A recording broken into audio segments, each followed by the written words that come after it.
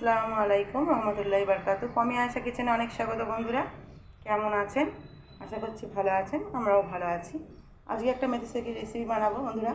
মেথি শাকটাকে ভালো করে কুচিয়ে নিয়ে আমি ভালোভাবে অনেকবার ধুয়ে নিয়েছি, যাতে তিতো ভাবটা একটু কম হয়। কড়াইটা গরম হতে দিয়েছি, দিয়ে দেবো সর্ষের তেল। সর্ষের তেল দিয়ে বানাবো, তো দিয়ে দিলাম সর্ষের তেল। সর্ষের তেলটা গরম হতে দেবো। সরষের তেলটা গরম হয়ে গেছে, আমি বড়ি নিয়েছি, আমি বড়িটাকে ভেজে নেব। বড় বড় বড়ি বলে আমি একটু কম নিয়েছি, দেখুন 6 পিস মতো নিয়েছি।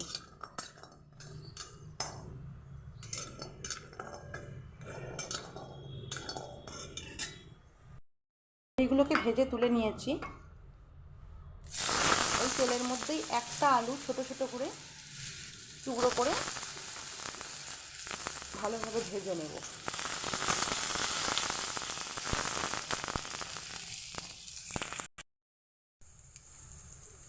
দিয়ে দেবো লবণ,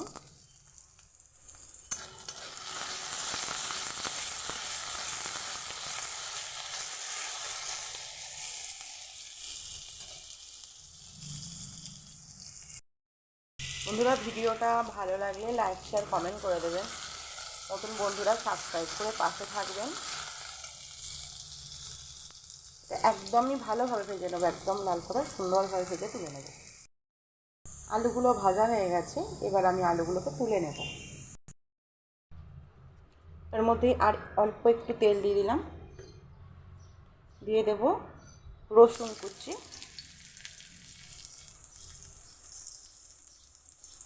একটা লঙ্কা, কাঁচা লঙ্কা, দিয়ে দেবো কালো জিরে।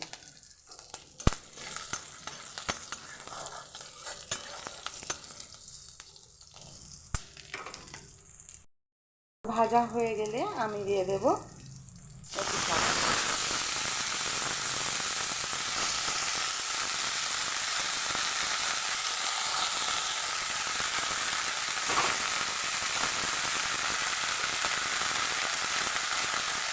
অল্প পরিমাণ লবণ দিয়ে দেবো।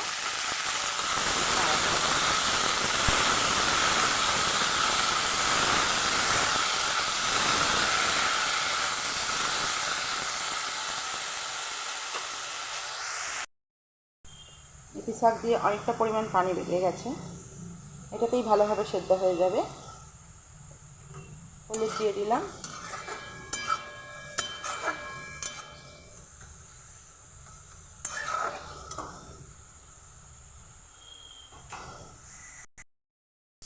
এর মধ্যে দিয়ে দেবো ভেজে রাখা আলুগুলো।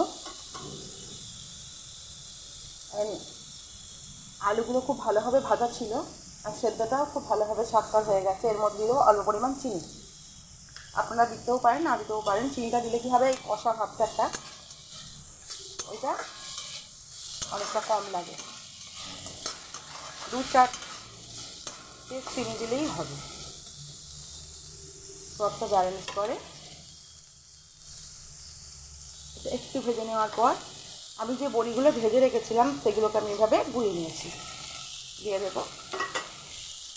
দিয়ে ভালো করে নাড়াচাড়া করবো। লবণ আমি চেক করেছি, আর লাগবে না, আমার লবণ একদমই ঠিক আছে।